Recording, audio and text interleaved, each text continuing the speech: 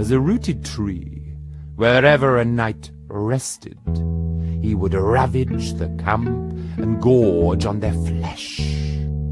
Fascinated, Rubicon had always tried to picture him, and here he was, live. Musicians began to play an impromptu performance, managing to sound jarred and harmonious in its construction. Gleefully, Rubicon tapped his feet until he started to recite. For the poet's words reminded him why he was there. Each syllable was pronounced lucidly and against the rhythm in the music. A covetous voice coaxed from within, advising me to leave my fatherland. Its bitter liquid drenched my blood, spilling sperm from dejected hands. Torn inside, that fateful night arrived when I undertook a quest for bliss. I journeyed to a port to work aboard a ship, but the vessel was manned by drunken fools who tilted the ship and shed the sails, and the galley was dragged beneath the waves. I swam for life, and to my surprise was met by a queen with enticing eyes. Her words bewitched me and my body surrendered, and into darkness we plunged after only one kiss. The ship was reported lost, having sunk into that hole known as Omphalos, that sinful realm where sailors dine, and stolen delights, and poisoned wine. The band finished, and the curtains were drawn. Had Prince Dian been fooled by Queen Fetish's lies of love?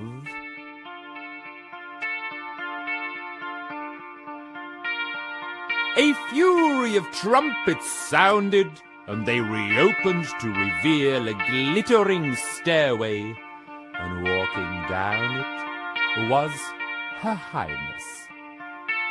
Rubicon gazed at her surreptitious glamour. Her hair was a mass of curls, hanging around her nape like tendrils wanting her skin. She was clad in a tight-fitting cloth, shaped to display her fine breasts and thin waist. Huge conical sleeves draped down her side. Her vermilion crown glistened, and walking behind was her fauteuil, and on reaching the stage she snapped her fingers for the chair to hurry up. She displayed an ingenious sense of theatre.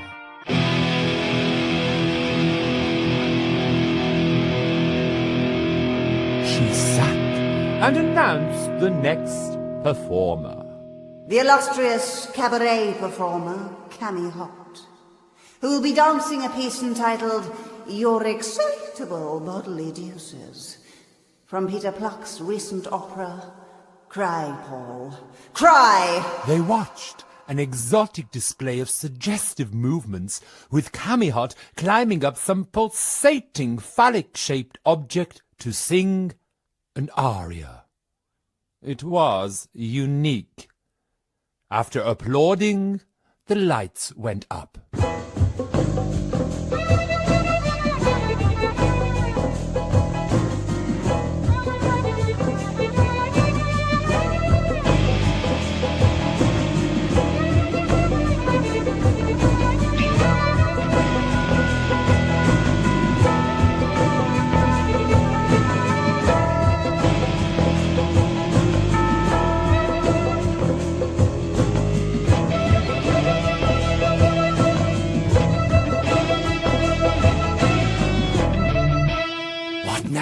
Spectators were leaving that motley assortment of giants, bat-like creatures, cyclops, and skiapods.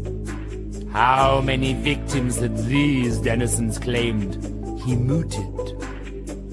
Unnoticed, he sneaked down a new hallway where hung portraits of headless statesmen. It ended with a stairway descending into darkness. Should he retrace his steps or enter this unknown space? He opted for the latter, following, as Mr. Rat had said, his impulses. The banisters were decorated by sculpted heads. As Rubicon went to inspect one, it moved. His blood curdled as all the heads turned and smiled. Rubicon induced all his mental powers of strength, and as he passed ahead, it returned to its wooden self. He gripped his sword in case of sudden attack from the Queen's guardian, the fearsome Seraph of Hell.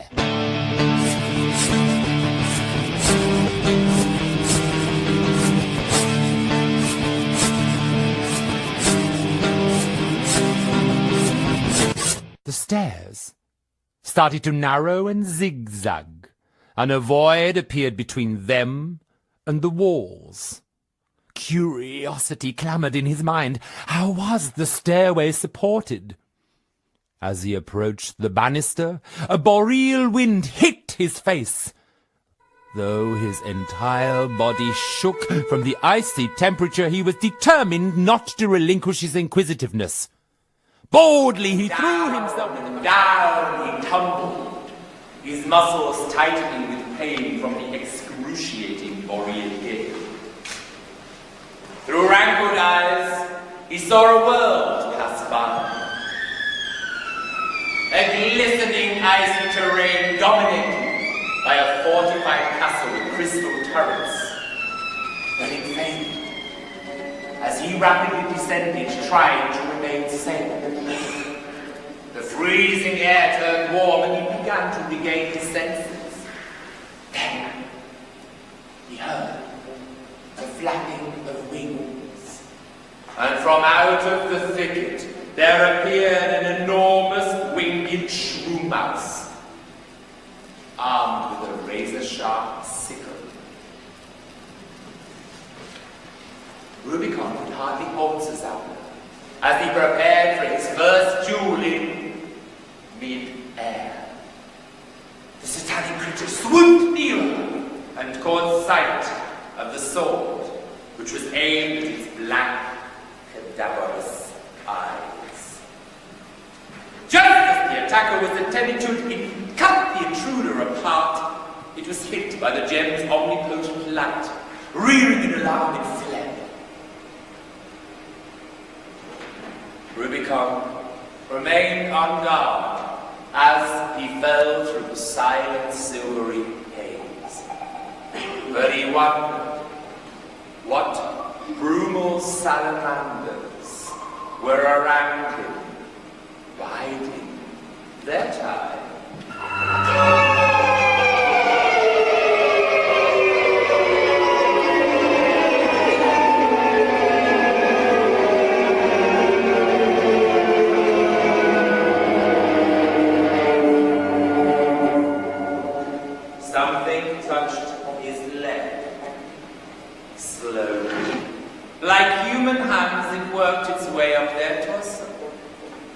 These teasing, invisible fingers started to caress his genitals and stroke his stomach and chest.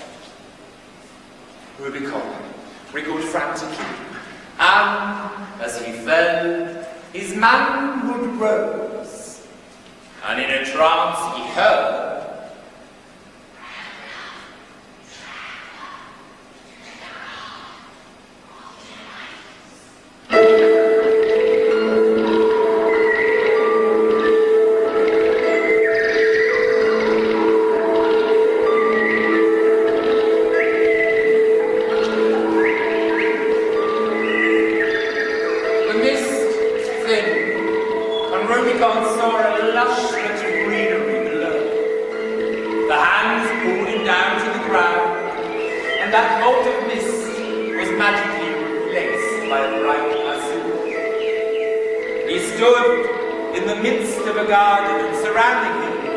were exquisite with acrid-scented flowers and bush.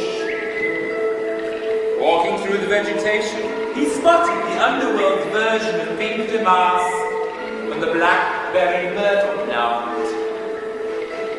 If this was her garden, then where was her palace?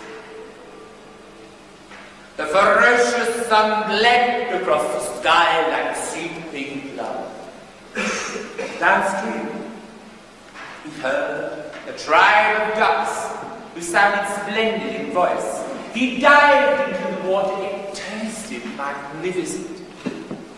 As he swam towards the ducks, they swam away. He then encountered stepping stones, and skipping over to the other side, he realized he was being followed. He turned.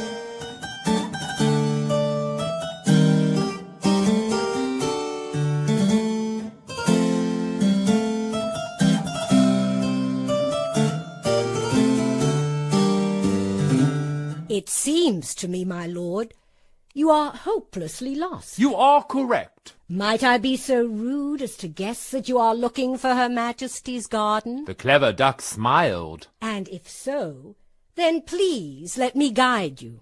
Madame, that would be a pleasure. Might I inquire as to your name? Tut, tut, fool! Names are of little importance here. Just call me Lady Duck, and should it come to torture, I will be saved. So, young cavalier, let's discuss more pleasant matters. The time passed sweetly, as they discovered they had much in common. The duck even surprised Rubicon. I was an alchemist by profession, until Her Majesty's army raided the village. Everyone died in a terrible dungeon, and being the sole survivor, I was given a task to fulfill in return for my freedom. Of course, I tried to escape. She was furious, but instead of condemning me to the chimney heap, I became a duck, expelled to live on the flatlands. All those other ducks were once talented artists who refused to work for her. Why do you always refer to her as Her Majesty? Magic. If I wilfully speak out against her, she might hear of it from her whispering crown. Please tell me more about the whispering crown. It has voices which warn her. This is why no one has ever managed to kill Her Majesty. But once a day she must remove the crown. Guilt is an unbearable burden to carry. The fallow grass was getting taller. The sky was now a vivid cinnabar shade. To the west appeared the mountains of the three-eyed giants. Fetish's refuge when she wanted to be alone. Nobody knows the exact location, but rumors state she often flees to the above through a passageway. But as it is strictly forbidden to go there, no one knows for sure. It sounds intriguing. Do not make fun of this, insolent boy. These stories shouldn't amuse you. Such places are wicked, beyond your imagination.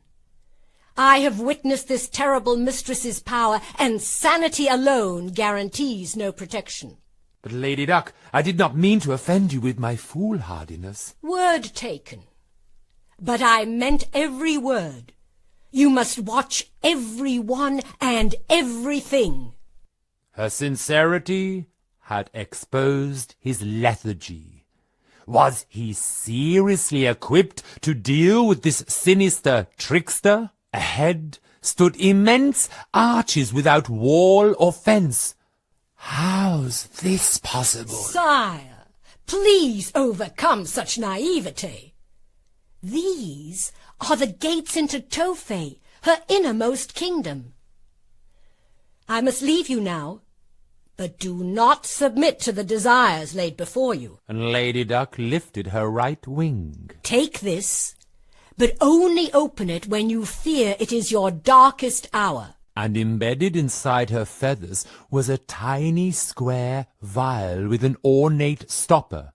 Rubicon exclaimed, "It's empty!" Instead of a fluid, there is a great strength trapped within. When the time comes, take the bottle to your nose, remove the stopper, press one finger against a nostril, and breathe briskly into the other open nostril. Your mind and limbs will gain an inner strength, but use it only when you really need it. They said their goodbyes and parted. Drilled in his mind. Had Lucia already married? He had no idea of time. There were no days or nights, and his body didn't need to sleep. Was Queen Fetish a raving insomniac with a wand? He placed the sacred vial into his doublet and pushed the gates open. A chorus congratulated him. Welcome to the altar of intoxication.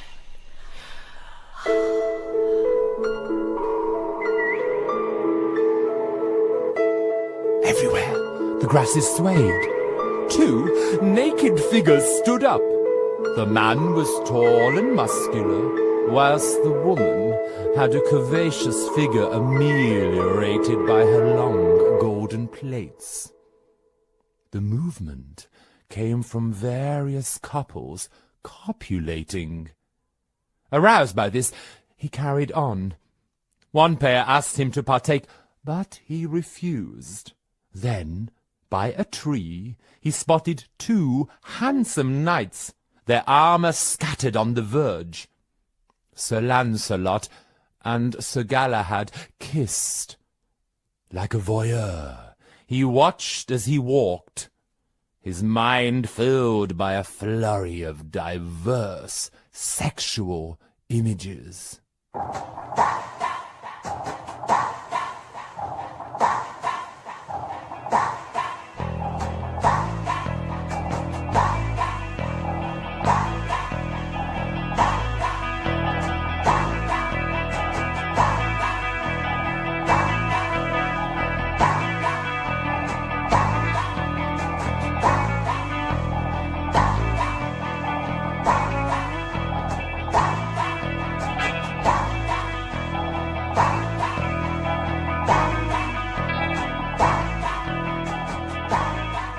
The garden became ornamental.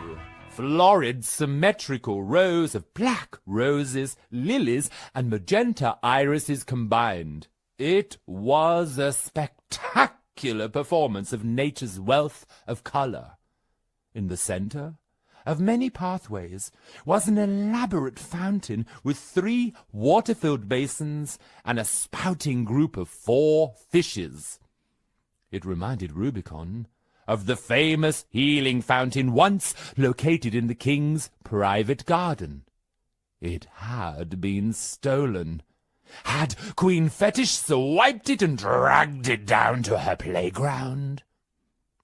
Thirsty, he leant over one of the bright pools, then heard the sound of a fiddle and a sardonic laugh. He tried to hide. The instrument played again, and he heard 3 or 4 pairs of feet and a haughty voice seemingly talking to itself.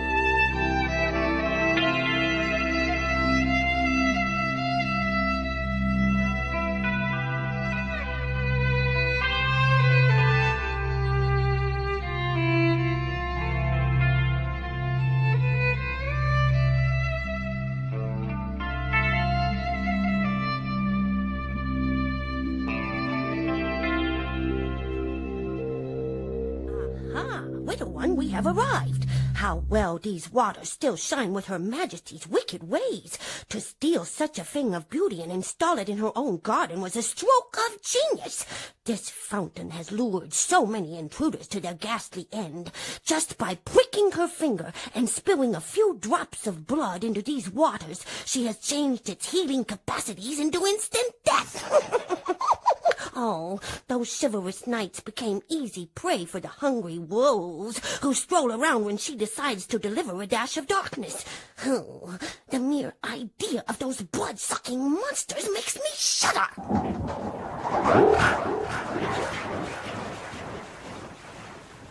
One of Rubicon's questions were answered.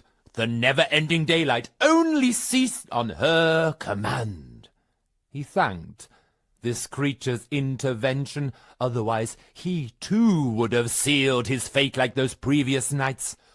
The ridiculous voice began again. Come, little one, dance for me. My eyelids ache and I need amusement after thinking about those wolves. Satisfy my mirth and I'll find some tasty insects for your dinner. The fiddle played a capricious tune to the shuffling sound of feet.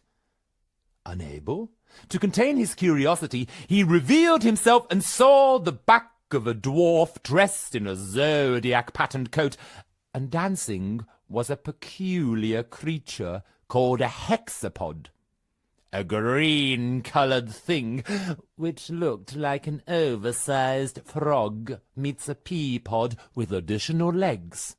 Rubicon let out a bellowing laugh. The dwarf, with a look of terror in his eyes, turned to face the knight.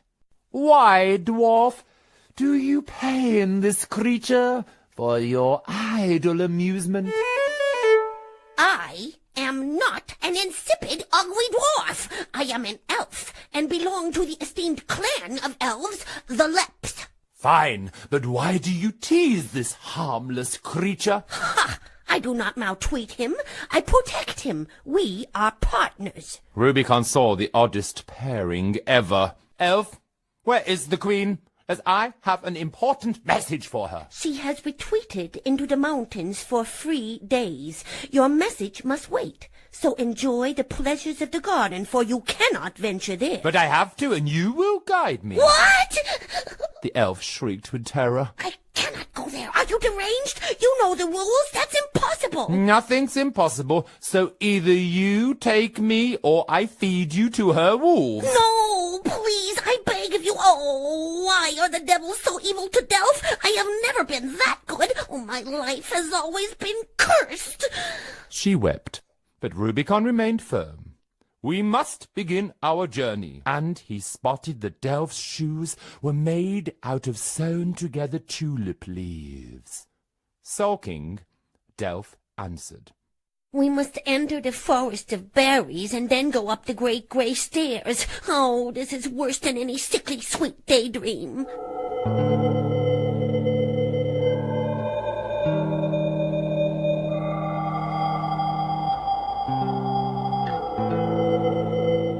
Rubicon ordered his companions to move to safety.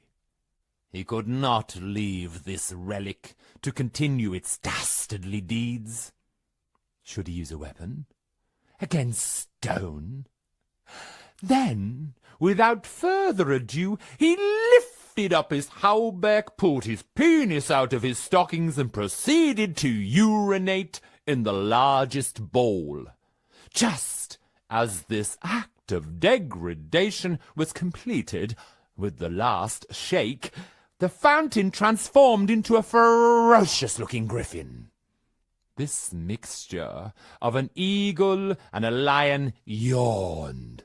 Ooh, it had terrible bad breath. Seeing Rubicon, it squealed, took flight, and dived towards him. But the knight aimed and shot. It crashed to the ground, and Rubicon dashed in to slice away its head. The repulsive stench made Rubicon queasy, but he kept a stiff upper lip.